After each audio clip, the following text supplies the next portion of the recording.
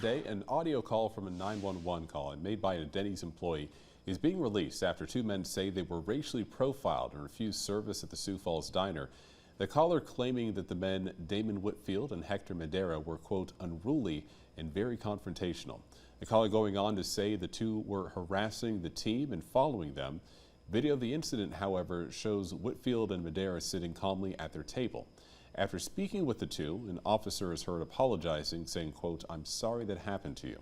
The two men have retained attorneys over the incident.